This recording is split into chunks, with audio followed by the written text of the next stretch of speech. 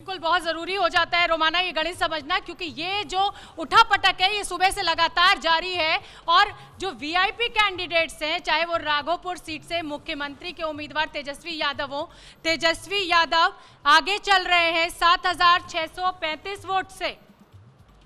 और ये देखिए बिहार विधानसभा के जो हसनपुर सीट से तेज प्रताप यादव आरजेडी के, उनके साथ राजकुमार राय जेडीयू की टक्कर, लेकिन तेज प्रताप यादव 8,936 वोटों से आगे चल रहे हैं। हालांकि तेज प्रताप यादव जब सुबह वोटों की गिनती शुरू हुई थी तो पीछे थे।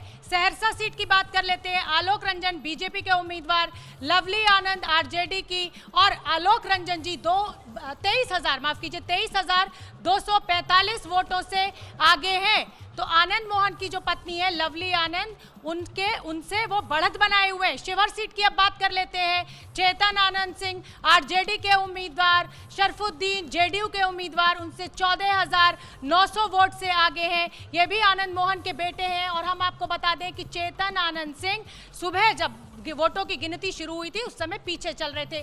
बांकीपुर सीट की बात कर लेते हैं। लव सिन्हा, नितिन नवीन और पुष्पम प्रिया चौधरी, इनके बीच टक्कर, लेकिन यहां पर बीजेपी के नितिन नवीन जी जो हैं वो 12,136 वोटों से बढ़त बनाए हुए हैं। लव सिन्हा यहां पर पिछड़ रहे हैं, शत्रुघ्न सिन्हा के बेटे। मोकामा, देखिए मोकामा सीट की बहुत चर्चा हो रही थी। बाहुबली अनंत सिंह आरजेडी के यहां से उम्मीदवार, राजीव लोचन नारायण सिंह जेडीयू के उम्मीदवार, अनंत सिंह यहां पर 18,378 वोटों से आगे चल रहे हैं। तो ये जो मोकामा की सीट है, बाहुबली यानी आपराधिक छवि के लोगों को लेकर बहुत हमलावर हुई थी एनडीए। जीतन राम मांझी हम पार्टी के अध्यक्ष, और जीतन राम मांझी भी अच्छी खासी बढ़त बनाए हुए 6,243 वोटों से। उदय नारायण चौधरी जो कि आरजेडी के उम्मीदवार हैं, उनसे आगे चल रहे हैं। इमामगंज सीट की हम बात कर लेते हैं। मुजफ्फरपुर सीट पर भी टक्कर बहुत कड़ी है।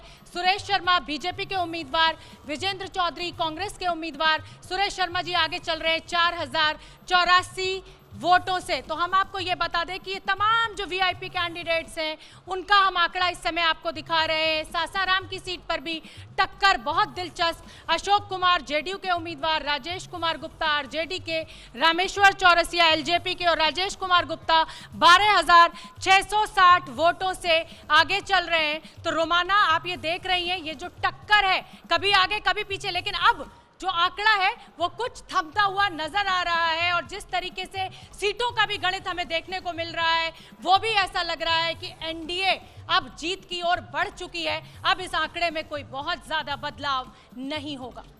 एबीपी न्यूज आपको रखे आगे।